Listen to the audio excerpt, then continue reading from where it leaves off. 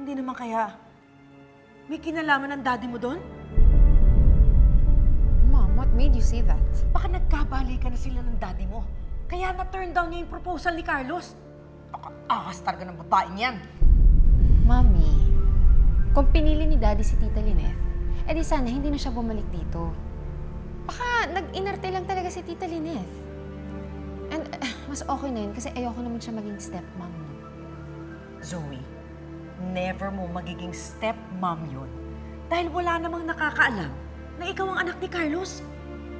And besides, mas okay na magkatuluyan sila ni Lynette at ni Carlos para tigilan na niya yung daddy mo. Kaya let's go, puntahan na natin ang daddy mo. Tara na!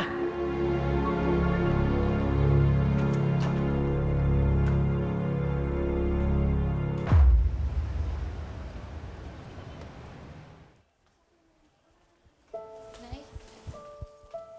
Lynette! Nay? Lynette! Lynette!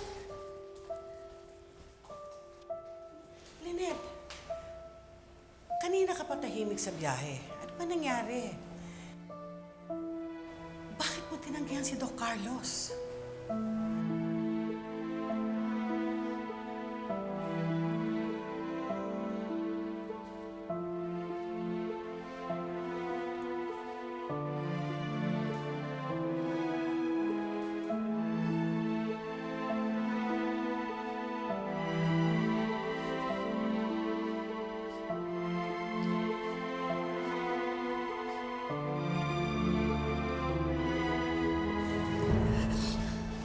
Hindi ko alam. Hindi ko alam kung bakit ko nagawa yun eh. Nahiya ako kay Carlos. Anak, pinahiya ko si Carlos. Nay, huwag niyo na po muna siyang isipin. Ang isipin niyo po yung sarili niyo. Bakit mo nga ba siya tinanggihan?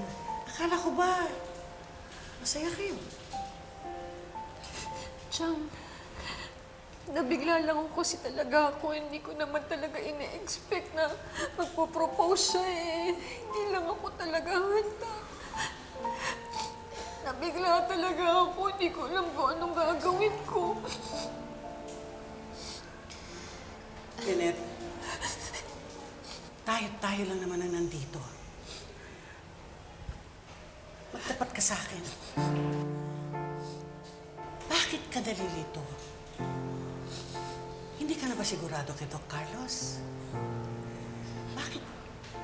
Bakit biglang nagbago ang puso mo?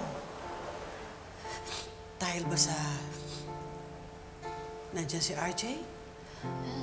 Chang, hindi ho. Wala akong kinalaman si RJ dito. Labas siya sa usapan. Mahal ko si Carlos. Mahal ko siya. Pero ayoko lang po kasi maging unfair sa aming dalawa eh. Hindi lang talaga ako handa eh.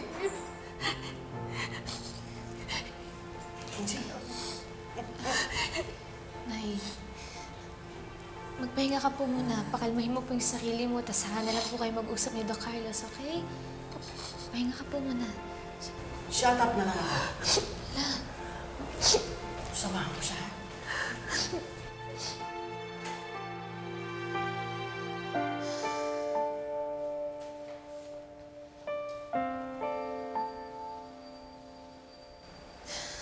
Annalyn, Tay, ano pong ginagawa mo dito? gusto ko lang sana kumustahin si Lynette.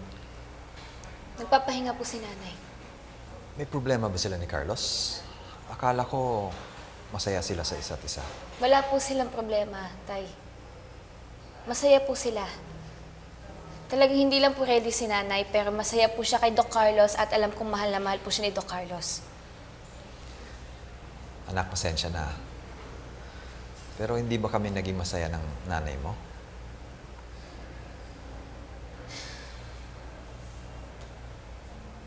Hindi po.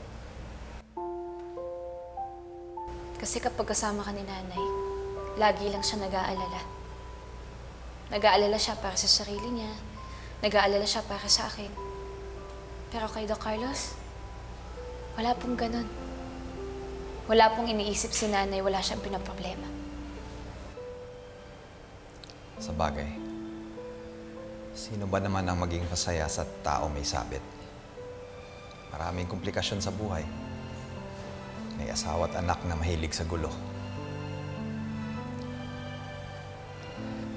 Sana magkaayos sila Carlos at Lynette. Sige anak, pauna na ako.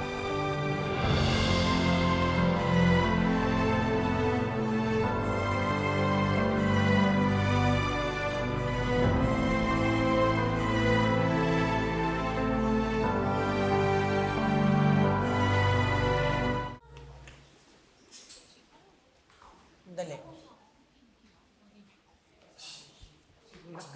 Nurse Karen, Evan. Nakita niyo ba si Dr. Tanyag?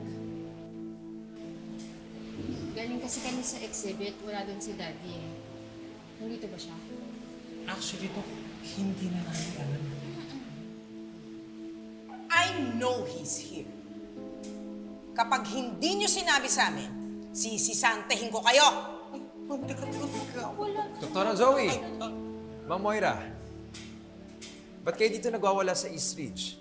Sawa na ba kayo magwala sa Apex? I am looking for my husband. At saka, teka muna. Bakit ka ba sumasabat sa usapan? Ang yabang mo rin, ano? Akala mo ubrak sa akin. Ma'am.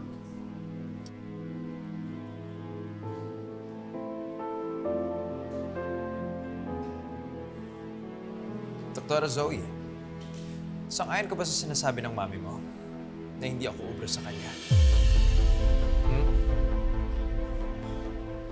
Mami, please tara na. Doc Lindan, I'm sorry. Teka nga. Ba't ka ba nagsusorry sa kanya? Mami, tara na please, nakakahiya dito eh. Tara na. I'm sorry. May alam ako.